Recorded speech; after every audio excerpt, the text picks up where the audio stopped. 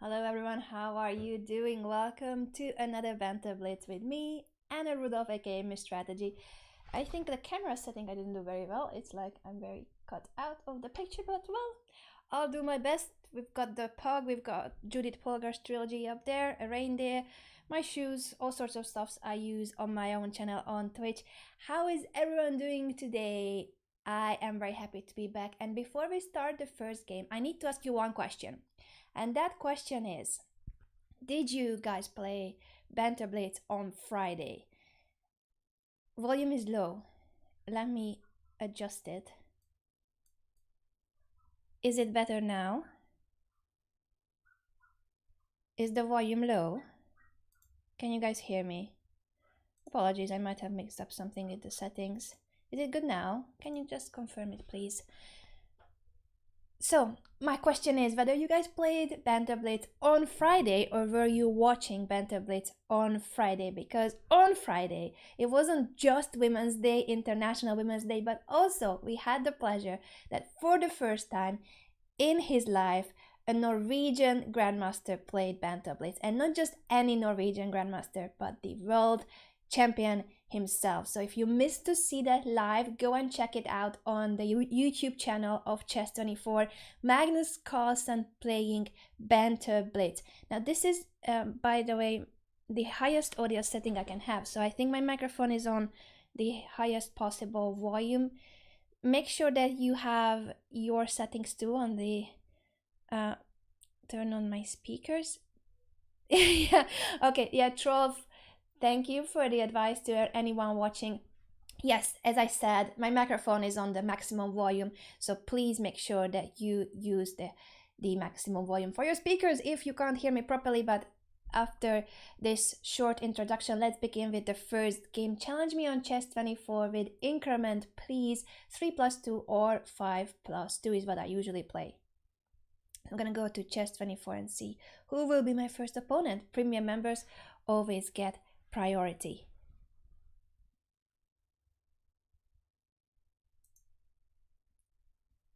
Okay, Claudia, see you next time. It's been a pleasure as usual.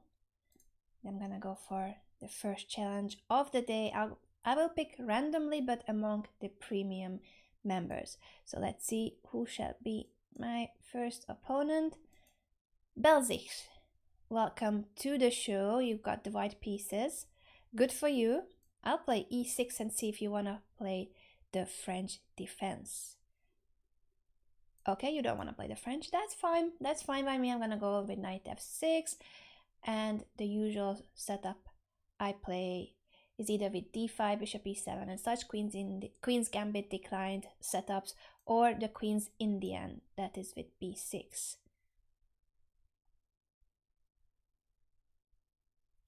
Yes, +2 or, well, I guess +2 is good. +2 seconds.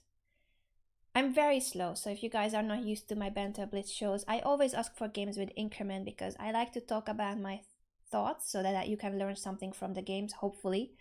But at the same time, I play very slow, so imagine if there was no increment and I want to be instructive, I want you to learn as much as possible, and I flag every game. That wouldn't be so much fun, would it?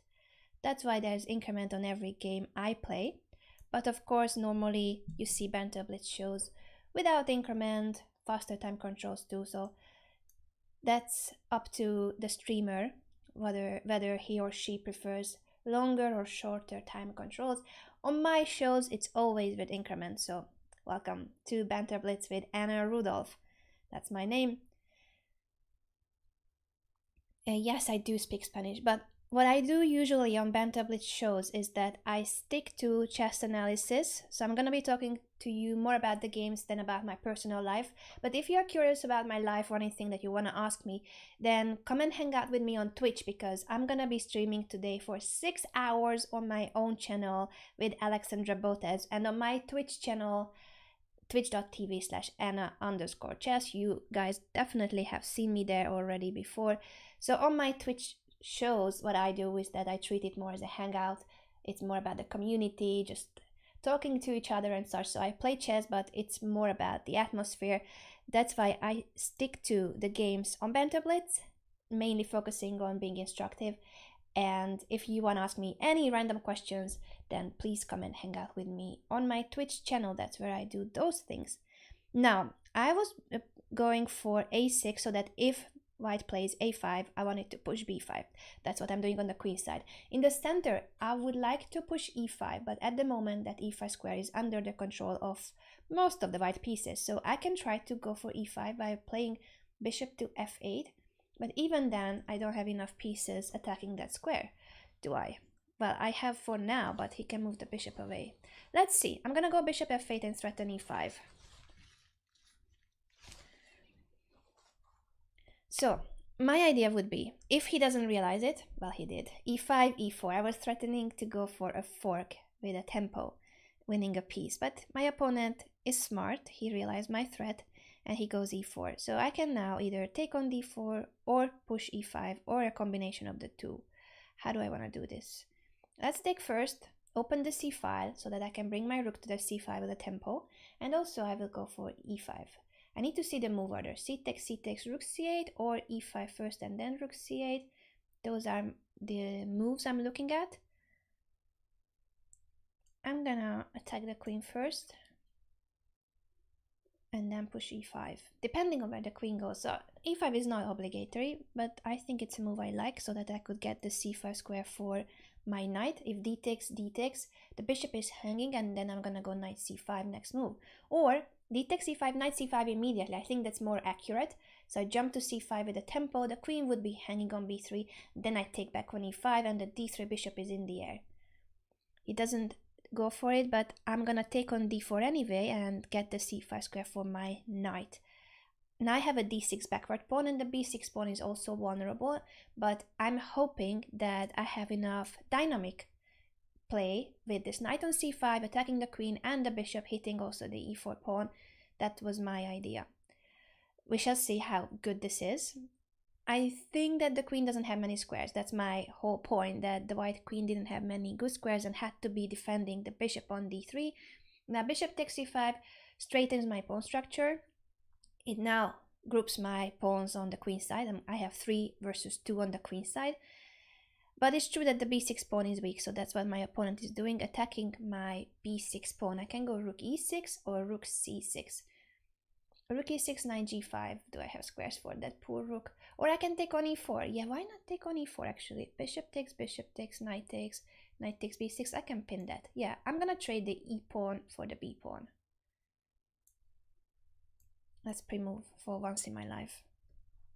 You know that. I'm not a master of pre-moving. Maybe a master of blowing my nose since I got a flu. Oh, pre-move! I made it. So if knight takes b6, rook b8, a5, so that he doesn't lose the knight. Oh, okay, that's an intermediate move, but I don't think it's so scary because I will have a very nice square for my queen anyway here. Thank you, Capanson. Then I'm gonna see you on Twitch later, I hope. Okay, I can trade queens and play rook b8, a5. How is that endgame? I don't have much choice. So I either take or he's gonna take. Let's get rid of the queen. Rook b8 or rook c6. He's gonna push anyway. Let's go. Rook c6, he goes back to c4. Yeah, and I don't want a pin on the e5. So if I move my rook away from the back rank, then the e8 rook would be in the air. That's what I didn't like. I don't have time. So what about hurrying up a little, Anna? I want to place my bishop on g7. That's why I placed g6. And also, I don't want to get any back rank issues. I don't want to have back rank problems. Attacking the b2 pawn now. That rook on d7 is annoying. And I also don't have much time. I have a weak pawn on a6. He might want to attack it later with rook a7. I'm thinking that if he pushes the b pawn, knight f6 would attack the d7 knight and threaten to trade on e1. The thing is, it's not a big tactics because the rook on e1 is not hanging. Ooh, what on earth is this move? I'm just gonna go for the free stuff. I like free stuff. Knight f6 too was tempting, maybe even better, but I like this free pawn. What was the point of this? I'm gonna come back. I don't get it. Why did he give me the b2 pawn? We will never know. And I may flag. Let's attack this knight because it doesn't have many squares. And now, ooh, I was gonna play a very bad move actually. This I'm not convinced that was good. I should have played bishop d4 earlier, I think, but I don't have much time, so I'm messing things up. Bishop d4 would have been a really good move earlier too, and now taking. Ooh, but knight f6. Okay, this is a check, or I can give a check. Rook e2. So many things. Let's get out of the fork. Knight f6 was a threat. Where did my pieces go? I thought I had an exchange up, and it's a rook for. It's a rook for 2 pieces. But anyway, I'm gonna try to win this endgame because I'm attacking the e5 pawn. I'm gonna give a check, see where that king goes. The g2 pawn is in the air, so he has to go king f1 if he doesn't want to lose that pawn. And I'm gonna attack this knight. He will have to defend it with the other knight. That means I can now activate my king. An active king is important. In endgames, king d5 I shouldn't play because that would lose my rook with knight b6. That would be a fork. So I stepped out of it. Is he trapping my rook? Almost. Okay, I'm gonna go for the g-pawn. Now that the white king has made it to the other side of the board, I'm gonna go and attack the g2 pawn. As soon as he stops giving me checks, because it's very annoying that my king is always under attack. You see, and there are all sorts of forks. I shouldn't step into forks. I flagged! This is what happens to me when I'm in time travel. I think this position is winning for black, but there are tricks, so I should be very careful. Thank you for the game, Belzich. I think here the final position should be winning for black, because I'm gonna attack this g2 pawn next move. Actually, I could have gone king f2 and take it with the king. So I'm gonna be, if I get the g pawn, I will have both a c and an f passed pawns, and that endgame should be winning because my king is supporting the f pawn, the h pawn too should be falling. I think this is already a winning position for black. But I was very slow because I almost stepped into a fork, so even though the position should be winning for black, I think in a blitz game or bullet, well, the final portion of the game where you don't have time, is still tricky because the knights are such tricky pieces. I almost stepped into a fork. I was gonna play king e4 first. That was my first thought, king e4, and that steps into knight d2, check, and I lose my rook. So here I was hesitating. I was about to play king e2, but then I flagged. King f2 I think is the best move and go for the pawn. It happens. It happens, but I think Belzich played a very good game. This was fighting chess. It's been a very exciting game for a long time, I think. I wonder where okay, here, oh, okay. I was like, there are some tactics here, but I didn't know how to carry them out properly. The thing is, if knight takes, rook takes, and rook e2, this would be ideal. Oh, actually I can do it. Or not. Wait. So the thing is, this was my initial idea, to take on f2 and then do something about the pin, not take the rook with the bishop because that's 2 pieces for the rook, but instead take on f2 and then rook e2. So I'm threatening to win the rook, right?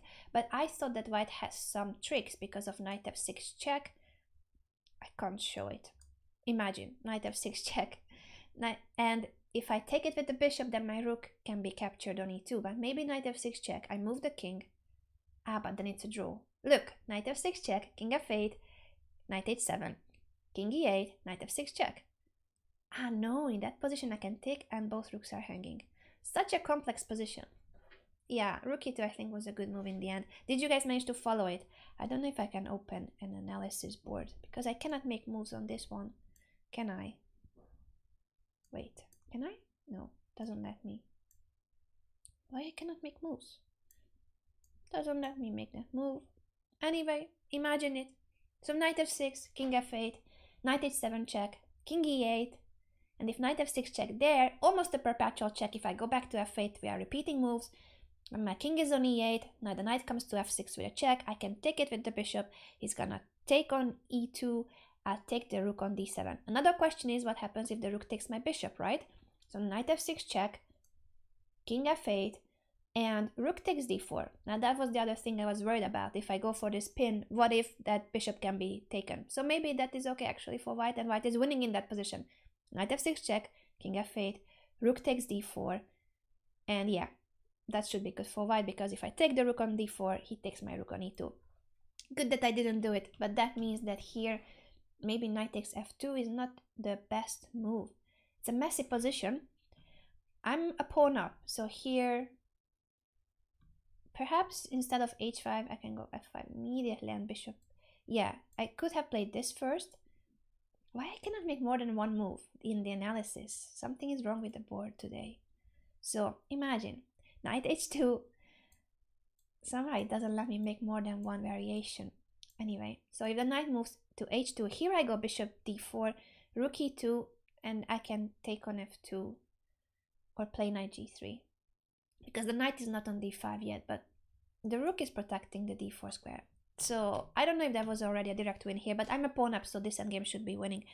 But then I flagged, so who cares about this when I lose on time, right? I care because I think it should be about being destructive. So, but a very good fight, Belzic. Congratulations on the game. I'm gonna go for the next challenge.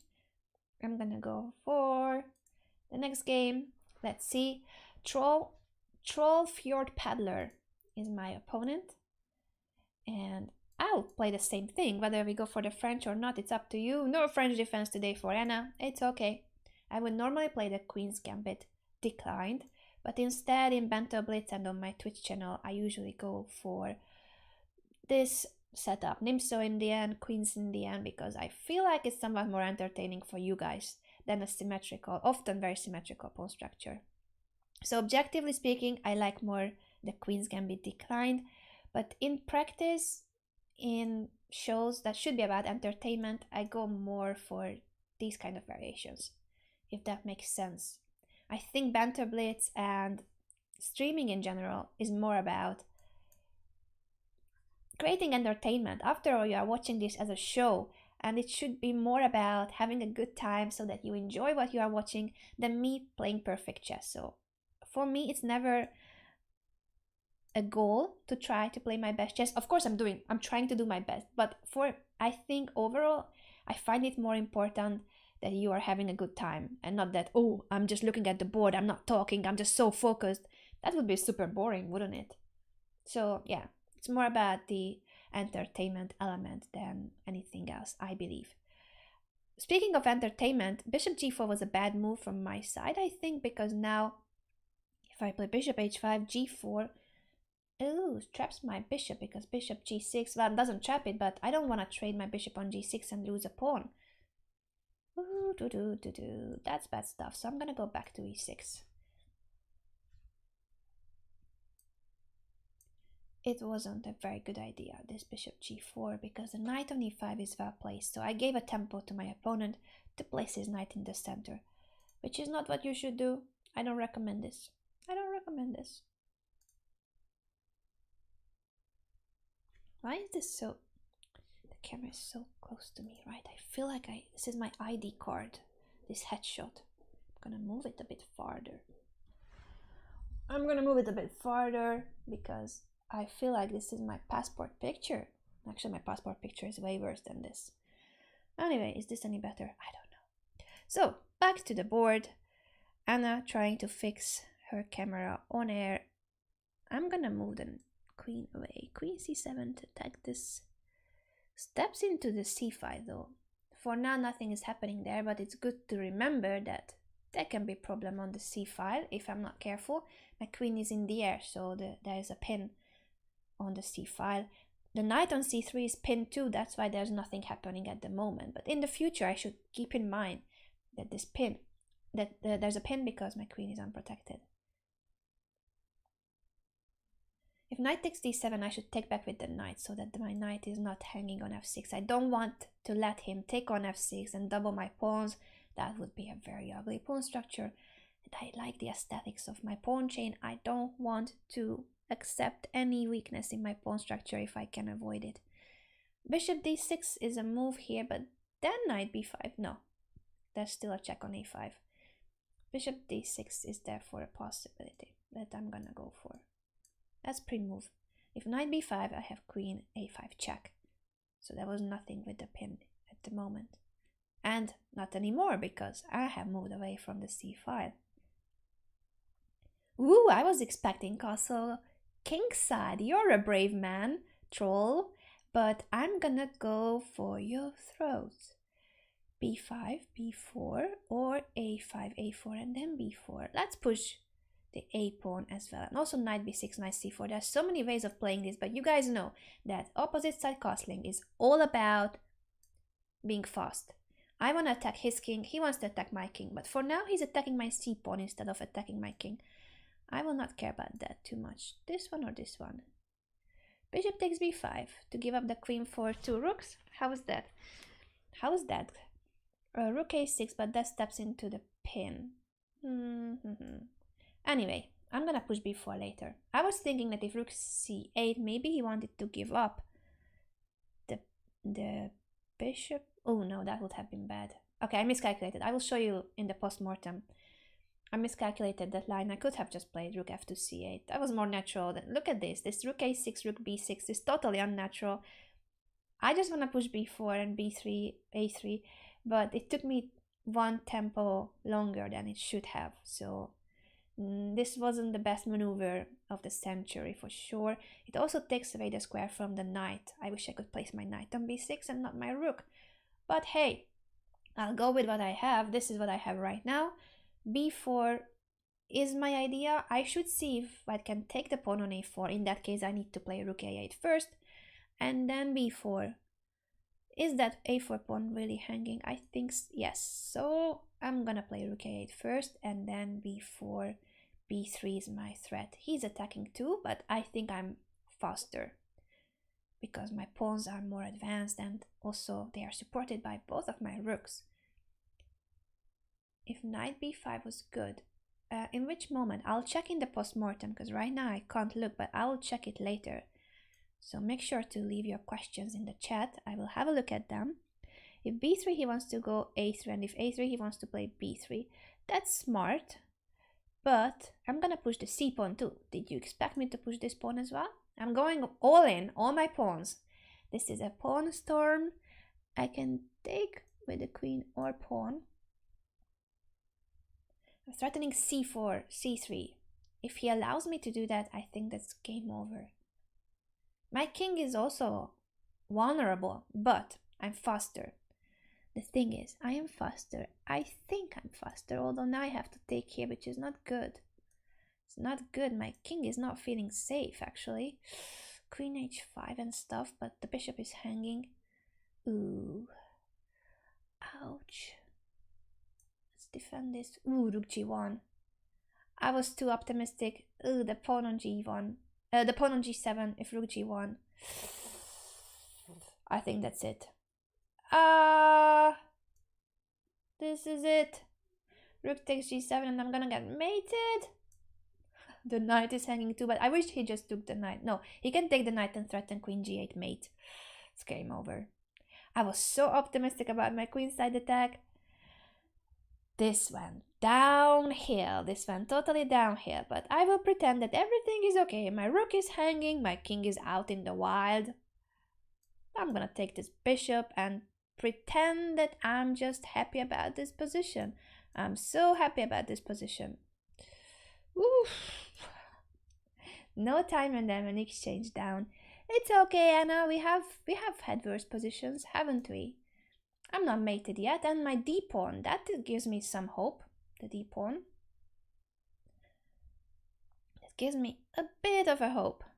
He also doesn't have time, so that's something. That's something. Let's try not to get mated though. It's got checks on the 7th rank, but I still escaped to b5 with the king. Now he wants to give mate. That's true.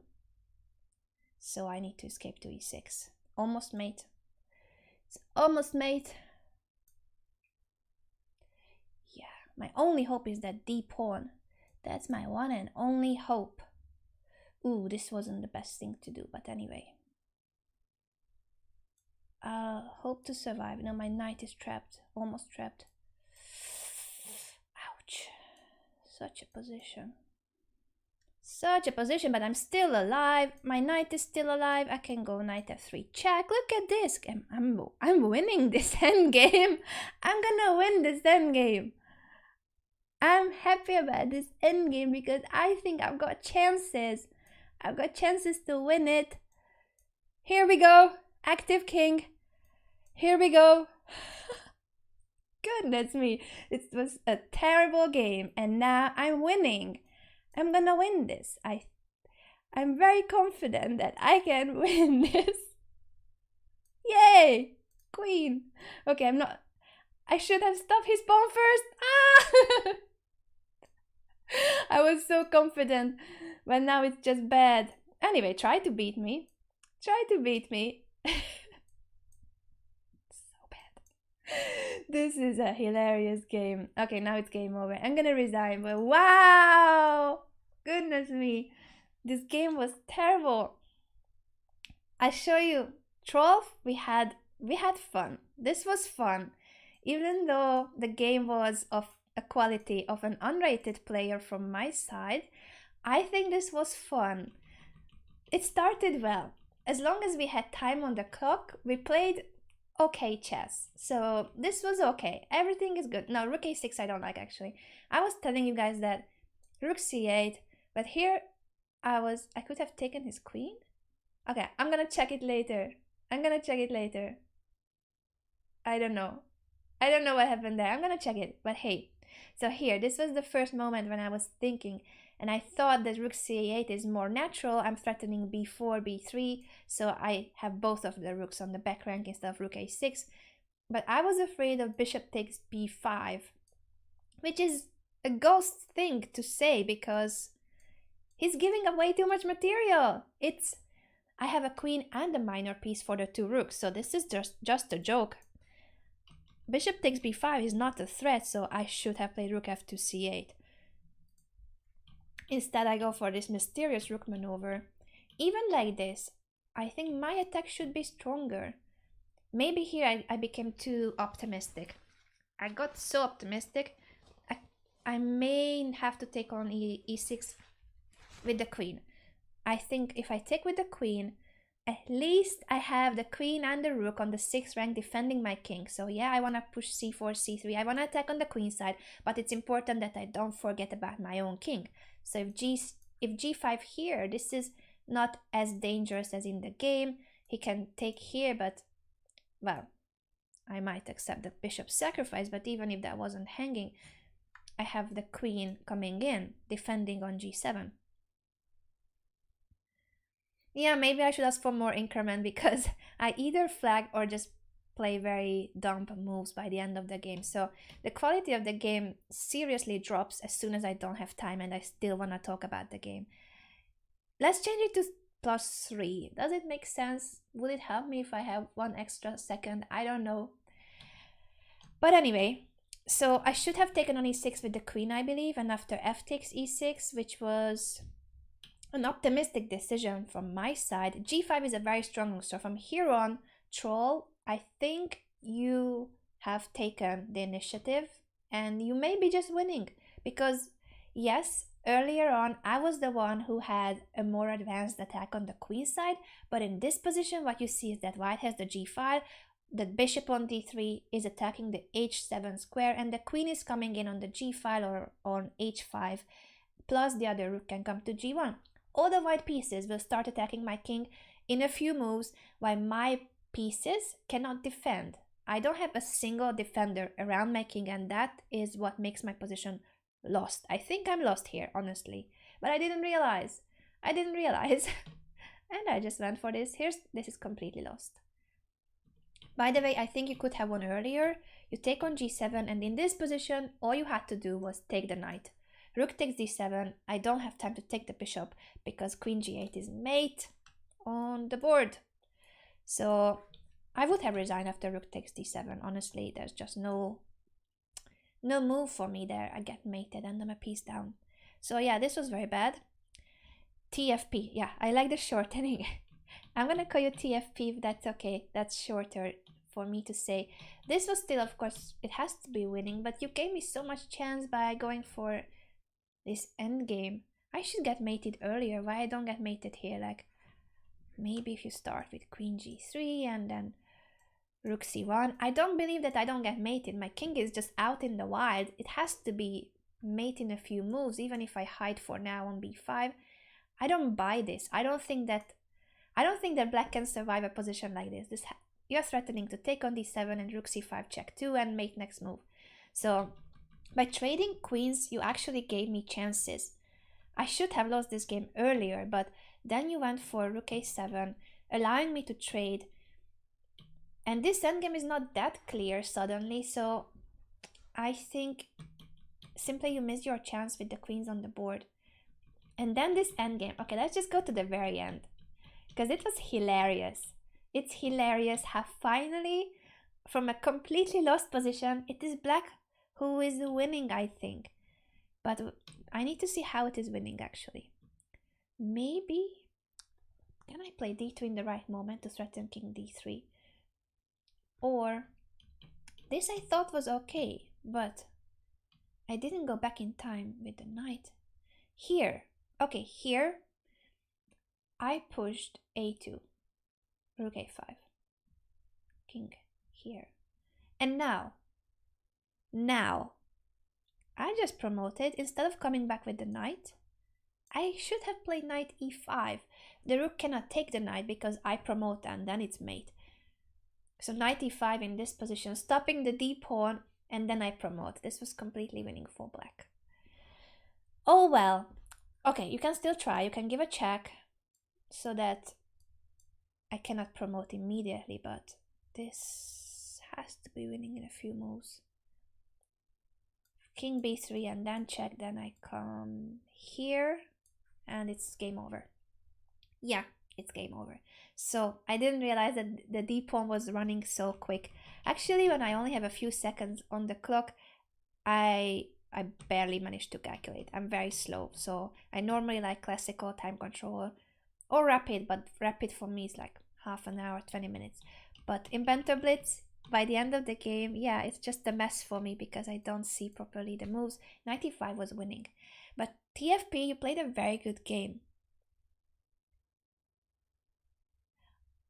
Well, I agree on the one hand, TFP, that it wasn't chess by the end of the game because we were both on a few seconds, so it wasn't an actual chess game, but it was about moving the mouse quickly.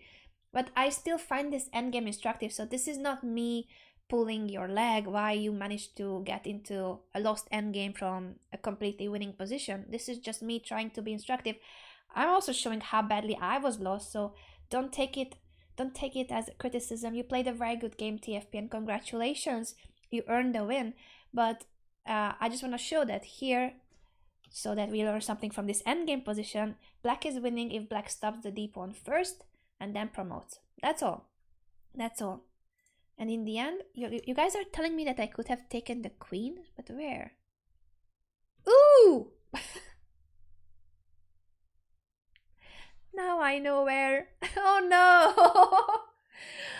Oh no! Now, if this was on my Twitch channel, I would tell you guys to clip it. Clipping on Twitch means that you highlight something from the show that is hilarious, entertaining, important. In this case, all the three. Queen c5 and I didn't take it. Anyway, okay, TFP, you're right. Now I understand why you didn't want me to be much focused on this endgame. Yes, we both played very bad chess by the end of the game. I agree. Let's move on to the next challenge. I think I have time for 2 more games. I'm gonna try to choose someone randomly from the premium members. And I play every single game with the black pieces. I don't know why is that. Who made this happen on Chess24? Honestly, but at least it means I can go for my favorite opening of all time, the French defense. Gamble, token, I'm learning now. I speak a bit of German, but I didn't know that word. I'm gonna pre-move this even though no one takes on d5 nowadays. Oh, I was like, Tarash, then I go bishop e7, but no, I just play the classical line against knight c3. Perpetual stalemate. I'm gonna be wearing my hoodie on my channel probably, or something else. I feel like I've been wearing my hoodie. I have my own merch and I've been wearing that hoodie forever. So from time to time I feel like maybe I should pretend I have more than one hoodie in my wardrobe. I like that hoodie a lot, of course. But hey, sometimes you gotta change clothes for hygiene reasons, maybe too. I'm telling that to myself so that I change clothes. Bishop b5. Interesting, but I don't think that bishop belongs to b5. Because I want that bishop to be mine. In the French defense, white's best minor piece is the light squared bishop. So I want to trade it. And if it's on b5, I feel like it's closer for me to be capped to trade it so that I can attack it and he will take on c6. If a6, maybe he wants to take on c6. Or queen b6, bishop takes c6, but that's something I want. So yeah, I'm very happy about bishop b5, and maybe that he's planning to take my knight on c6. Or if he goes back to d3 or e2, he has lost the tempo by playing bishop b5. Those are my thoughts on this, and my hair is in my eye. Just tell me, guys, that you don't see, because I don't see either. I have more time on the clock. I'm so surprised. I'm so surprised. How did this happen? Takes on c5. That means I can take on c5 or I can take on e5. And in my opinion, the e5 pawn is way more important, so I'm gonna capture that pawn. And I could have taken both with the c6 knight or the d7 knight. I go with the d7 knight because that knight was less active. And now I can finally develop the bishop 2 to d7, for instance. Now this is tricky. I cannot take back on c6 with the pawn because my knight on e5 would be hanging. I have a choice. I can take on f3 with a check and then take back with a pawn, or I can take on c6 with the knight. I'm gonna go for the first I mentioned, so that now I have a pair of bishops. I'm threatening d4 in some cases, not here because there's a d-file pin. Actually, he was afraid of it. He moves away with the knight. That's okay because I'm controlling the center now after e5. I wanted to take back on c6 with the pawn for this, so that I can create a very strong center of control. Don't disconnect, it's snowing, sorry. Come back, please. Okay, you're back, good. Don't disconnect. I don't like to win games by flagging or disconnection or such. And anything that has nothing to do with chess, no, please no. I'm thinking whether I can go d4, then the c5 pawn will be hanging, but also the c6 pawn is in the air. So that's not the best. I'm gonna go first rook b1, attack the b2 pawn, see what he does.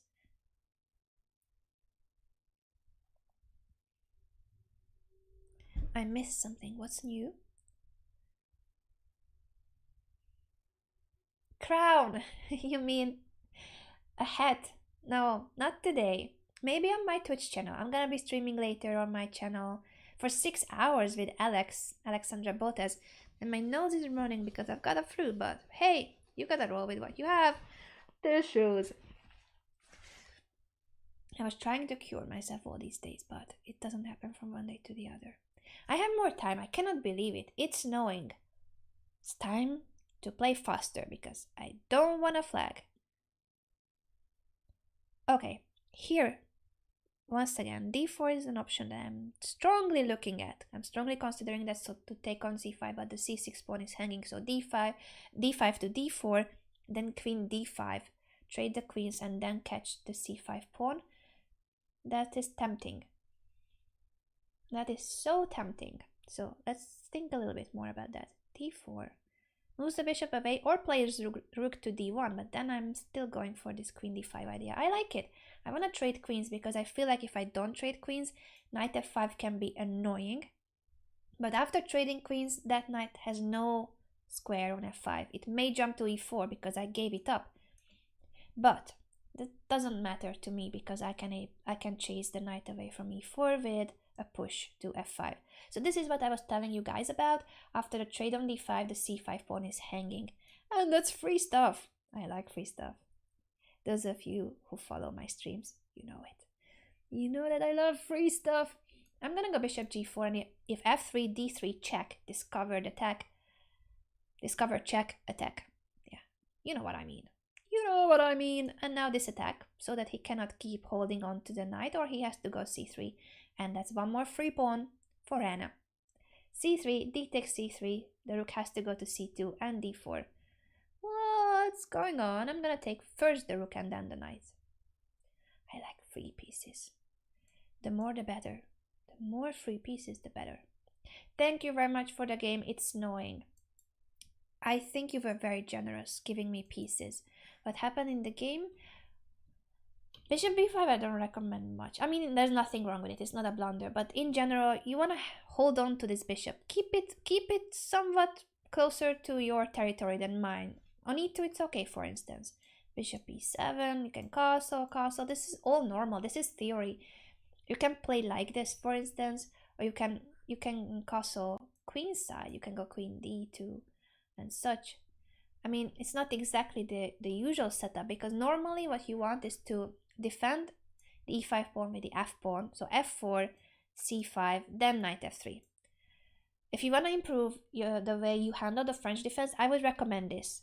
Push first the f pawn. So you play knight c3, that's okay. After knight f6, e5, and then before you develop your knight, make sure that you have your center overprotected. This is called overprotection. You are protecting the e5 pawn with the f pawn, with the d pawn, and then you're going to protect it with the knight as well. It's important to overprotect it because I'm going to be attacking it. So the French defense is about giving up space. Black gives up space and the center. But the point is that then black will try to attack it, counterattack by pushing c5, f6. So I'm going to be attacking your center. Make sure you have it overprotected by pushing f4 and then bringing the knight out, then bishop here, then the other bishop goes to e2. Actually, this is what I would suggest for you to play. This is the main setup. This is it. You push the f pawn, develop the knight, develop the bishops, castle, then castle kingside or castle queenside too if you like. Just make sure that before you castle queenside, you take on c5 first, then you castle. If you don't take on c5 and you castle queenside, that's trouble because black can go c4, and you know that opposite side castling is about whose attack is faster. Now I have a c4 pawn that will help me push b5, b4. So if you want to castle queenside, take on c5 first. This was a mini tutorial on how to play against my favorite opening. You're welcome. Last game of today will be against, I'm gonna choose randomly. Yeah, overprotection is Nimzovich's favorite concept. That's true, Pramod. Perpetual stalemate, yeah, kind of. I feel like that's a good summary. So I'm gonna try to mix things a little and see a challenge that is premium member but with increment. So I need to double check whether there's increment, and also thanks to those of you who actually increased the increment, because I asked for 3+2 originally, then I flagged in the first game in a winning position, and I kept playing horrible chess in every phase when I'm down on the clock. So for those of you who are considerate of my health, how's my heart doing, you know, just making sure that I don't pass out on air and such because of handling time trouble super badly. I've never been very good at time trouble, but if I play over the board, it's different. So I used to play more. Now Oliver Schack is playing what I have just told you guys about. You see, I'm teaching you how to beat me. So what I was saying is that I used to play more over the board blitz tournaments because somehow I feel like that's closer to me. I'm clumsy with the mouse. Like, to start with, many of you know I'm left-handed, but I use the mouse with the right hand. Don't ask me why. This is how I was taught. But I'm very clumsy. It's not my skillful hand. I'm just, I'm very slow. I'm not saying it as an excuse. These are just facts about me.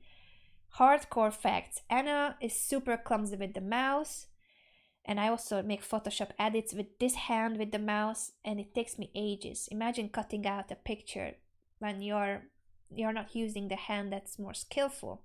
But anyway, this is the French defense. Welcome back to analyzing chess. I'm gonna go a6, b5 and expand on the queen side. That's very typical in the French defense. And what white usually does is that he tries to attack on the king side. Queen e1 is there for a good move. I'm gonna go and expand further and see if he will take on c5 or let me push b4. Now the knight doesn't have squares. a3. Interesting. If b4, takes, knight d1. The a file is open. Normally I would say that's good for me. Let's go for it. So yeah, I'm opening up the a5 for him. I was like, let's pre-move, but no. Even for pre-moving, I'm too slow. Too weak, too slow. So the knight goes to d1. Now I can push a5 and try to develop my bishop to a6. Usually I would want to play like that. That's why I'm considering a5 here. Or queen b6. But a5 I like because that gives me the a6 square for the bishop. And what I want in the French defense, in every single variation of the French defense, you will see me trying to trade the light square bishop. The worst piece on the board in the French defense is this bishop. It's a horrible piece. It's horrible because it is blocked by my own pawns. You see the e6 pawn, the d5 pawn. Those are the ones in the center that are the most important in the pawn structure, and they are taking space away from my bishop. They are restricting the mobility of my bishop. That's why this piece is so sad often.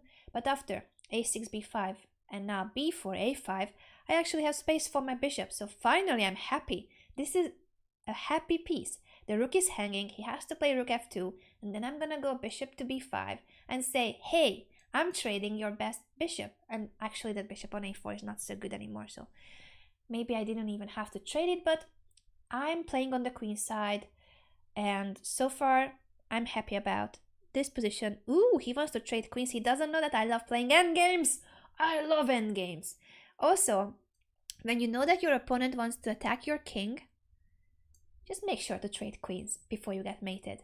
So I think white should normally keep the queens on the board in these variations because he wants to attack on the king side, and the king side attack is the most powerful when you can give mate. So you need the queen for that. You need the queen. I'm just gaining space on the queen side, and my idea is a knight maneuver. Knight b6, knight c4, attacking the b2 pawn. I'm not gonna win the b2 pawn anytime in the future, in the near future. But that b pawn, I'm telling you now that this b pawn, the one you see on b3, is gonna be a passed pawn. It was born to be a passed pawn. Okay, knight d2 is a good move. It prevents knight c4 from my side for now, but you cannot prevent it forever because I've got two knights. So I'm gonna go to c4, and I'm making sure that once you take on c4, I can take back with the knight. I don't want to take back with the pawn. Knight c4, knight takes, knight takes. So here we go. I can jump to c4 with both knights. Which one is more important to jump to? I think the a5 knight is less active at the moment, but that can go back to c6 later. In either case, I think we will trade the knight. So maybe this isn't such a critical moment to think about, because if we trade, I'm gonna have a knight here, and this is what I was telling you about. I don't want to take back with the pawn. That changes the pawn structure. Yeah, then I have the d5 square for my knight, but I want the knight on c4. So here we go, putting pressure on the b2 pawn as I promised, and the b3 pawn is a future queen, because at some point, maybe very soon, I'm gonna push a3, trade the b2 pawn, and create a b passed pawn. So my passed pawn is super advanced once I managed to push a3. The question is when to push a3. When is the best moment? Is it here? It could be here, or I can prepare it with rook to b8 and then a3. So a3, b takes a3. Then I can play either rook takes or bishop takes. I think rook takes makes sense because that rook is protecting the back rank. So a3, b takes a3, rook takes a3, rook takes a3, bishop takes a3. In that position, I'm threatening b2, b1 queen. How can he potentially block it? On b2 he cannot. He will have to create a blockade on b1 and play rook e1, b2, rook b1, for instance. But that should be a very good position for me. Shall we go for that? Or at some point I could sacrifice on b2. That's another thing. I could play rook b8 and go for knight takes b2, rook takes b2, a3, then b2, a2. That could be even stronger. Do you guys catch what I say? Did you manage to understand it? I'm gonna bring this here because in either case I can go a3, or I feel like in some positions knight takes b2 could work. Well, not with the knight on d3, so He's doing a good job defending. Now a3. If he doesn't take it, I'm threatening to take on b2 anyway, or a2. That pawn on a2.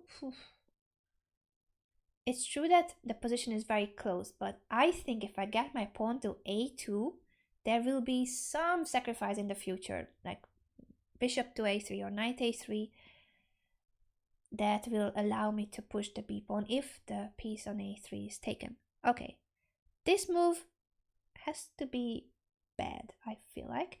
A takes b2, bishop takes b2 has to be his idea, but can he really? No, I don't. Wait a second. A takes b2, bishop takes, rook takes a1, bishop takes a1, bishop a3 to threaten b2, and there he plays bishop b2. He stops it just in time. But I don't think this can work. I don't believe this. I don't believe this. This position, in my opinion, has to be winning for black. Let's see how. Knight takes b2, knight takes b2, a takes, bishop takes. In all those positions, he survives for now. Why is that? Well, if not, I'm gonna do what I said earlier. If I get my pawn to a2, I think this has to be winning too. It's not that clear yet how, because it's very closed, but a pawn on a2 means that he can never move the rook away. In this position, basically, it's like white is a rook down, because the rook is just tied down to the a1 square, he cannot move away. Now if bishop a3 takes b2, he can still sacrifice on b2. So I'm not gonna do that just yet. What's the best way to break through here? Maybe not flag. Like, not flagging should be my priority, but I'm just gonna make a few preparatory moves. I think if I have the ability to double rooks either on the b file, a file, or c file, that's good for me in the future. And now that the knight is on c1, can I just play bishop to a3 if he takes b2? But he'll go back to d3. Or the other one, knight a3. Knight a3 should be the move. Knight a3, I'm threatening knight c2, and if he takes on a3, I have b2. b2, and that is winning a rook. That is all in all an exchange. Knight a3, oh, knight takes b3, rook takes b3, b takes a3, rook b1. I'm winning. Yay!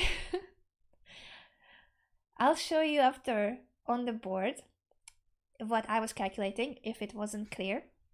But I think it's correct. I think this position is winning because I'm threatening knight c2 and the rook is trapped. And if he takes my knight, I have b2. Rook takes b2, rook takes b2. I'm an exchange up there and still my a pawn for that one single moment is alive. He can take on a2. B takes a3, b2, rook takes b2, rook takes b2, knight takes a2, rook takes a3. I'm gonna win that knight because it's a pin on the a file. So that will be a rook up overall. I don't think that he has a move. And if knight takes, this is what I was telling you guys. I'm gonna take here, and once he takes my knight, I have rook b1 check. Ooh, he takes on a2. Did I miss this? I did miss this. Don't tell me he can survive. No! This is unfair. Oh no, my knight is pinned. Can I be unlucky to this extent that everything was winning, but not this? Everything was winning. Ouch. Ooh. Really? This is it? He's gonna win back the piece? Gonna win back the piece and I will have to make a draw. I will have to fight to make a draw. Oh no! Today is not my lucky day. Today isn't my luck. I didn't see rook takes a2. Oliver, that was very resourceful. Kudos to you for finding that. I didn't see that resource. Now I will have to fight to make a draw. I don't think it's too difficult to make a draw, but I was completely winning. I'm pretty convinced. And it's not me being cocky. I think that the position had to be winning. I wouldn't say that I was winning if I didn't honestly think that black's position was completely winning.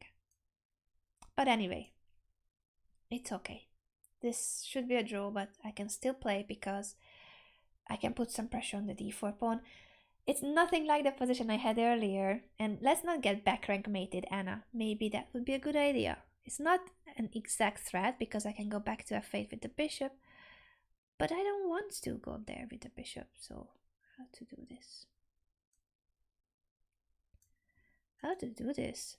I don't want to play h6 check, king h7, rook c7 either. I don't like this actually. I'm gonna come back. This is sad, but I'm gonna come back.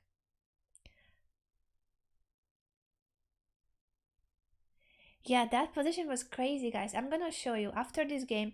I won't have time for yet another game, but I'm gonna show you that position where my pawn is on a2, and I'm convinced that there's a win for black, but I didn't find it. I went for something that seemed to be winning, but it wasn't. It turned out not to be winning, and now I'm not winning anymore. I'm not winning anymore. Also, I don't have much time. So, I think the most likely outcome of this game is that we make a draw or I flag. These are the two most likely outcomes. Okay, I'm gonna go for some tricks. h4. h4 king f3 is still like, I'm not even threatening to win the piece. I'm not even threatening to win a piece. h4 king f3. Well, let's do it anyway. Not that it achieves anything. Oh yeah, this, yes, thank you so much for the gift. Oliver, you are too kind. You are too kind. You gave me the piece. You had king f3. h4 was just a check. King f3. Oh, Oliver, I'm sorry for your loss. I'm sorry for your loss. How? Why? King to f3, Oliver. You place the king here. And it's just an equal position. I don't think I can do much here. Also, by pushing the pawn to h4, I create a target. That's a pawn that you can be attacking in the future.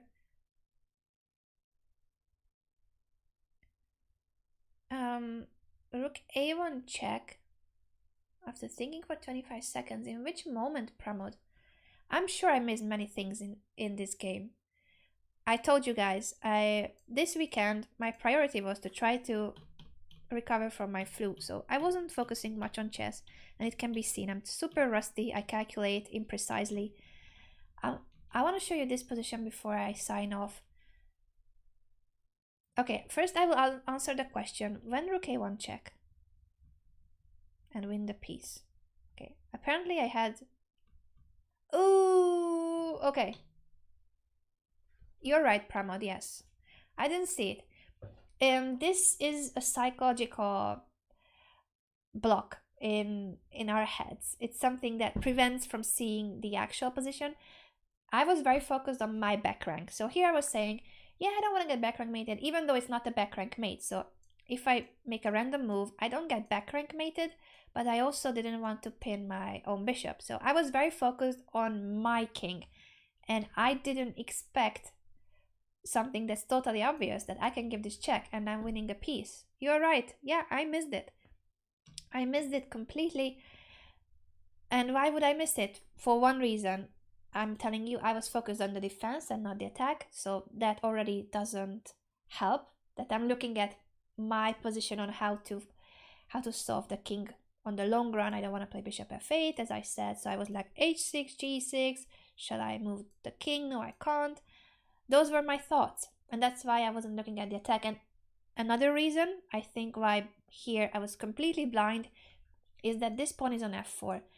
If the pawn was on f2, it's second nature that everybody knows it's back rank problem. If the bishop is on f2, it feels like it's a defender, but it's not. It's not defending anything. So you're totally right. Yes. Yes, you guys are totally right. So I missed this. I missed so many things today, but I think that I'm the most curious about this position. I think it has to be winning.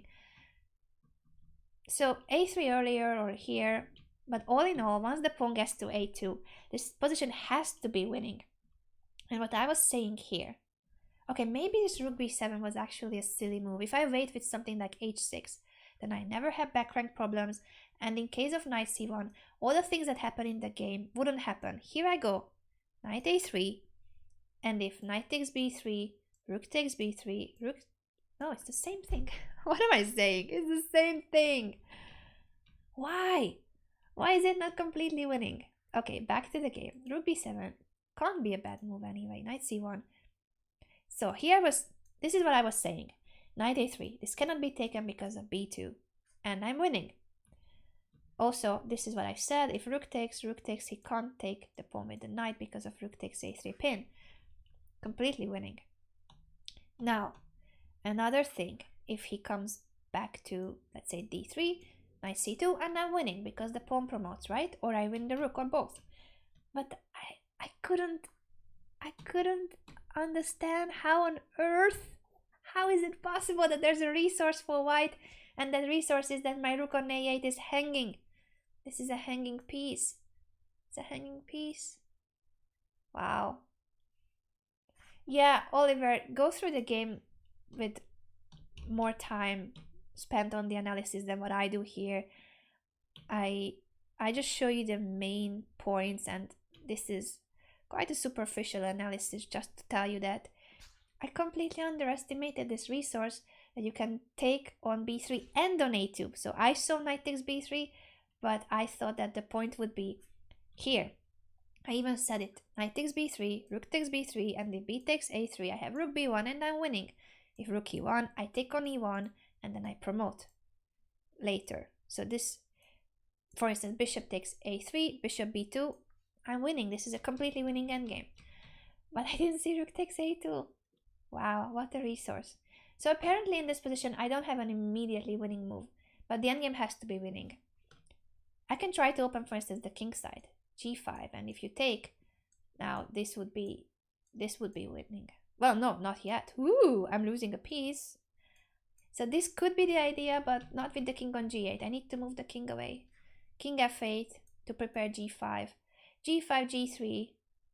But this has, I think this is the winning plan in general. I can move my king to d7.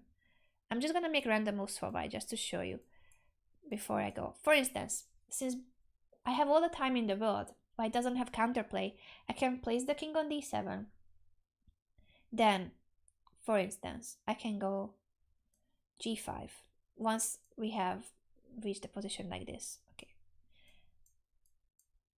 I wanted to move the king to d7 so that later I can use the g5 for my rook. For instance, like this would be a long-term plan, but there has to be something tactical too, perhaps immediately or like in the near future. So knowing what happened in the game for Oliver, my conclusion is that if I have the rook on a7, the same trick will not work. Imagine, let's just make a move for Oliver. Knight a3 here, and everything I said earlier and what happened in the game now does not work because I can jump back to b5 with the knight. The rook is protected, so this is not a pin anymore. I think that was it. I should have realized that you have this resource. Knight takes b3, rook takes a2, and to prevent that I need my rook on a7. That was the key, and then it's winning. Yeah, also throw probably rook a b8 and then knight a3. You guys must be right that that should be winning too. There must be many ways to win, but I had to prepare knight a3 and not play it immediately. I didn't see that my rook on a8 would be in this pin after knight b3, rook a2. So Oliver well spotted the resource, and it's a pity that at the very end of the game you blundered a bishop when it was already a draw. I hope that you guys enjoyed today's session. I think my chess has been on a pretty low level today, especially in like the last stage of the game with less time. As I said, I'm trying to recover from a flu. That is the context. But all in all, I should do more tactics too. So I'm gonna do what I recommend to everyone watching. Solve more tactics, and that will make you sharper. That will make you faster in calculation. Today I didn't solve tactics. Normally I solve tactics before my shows.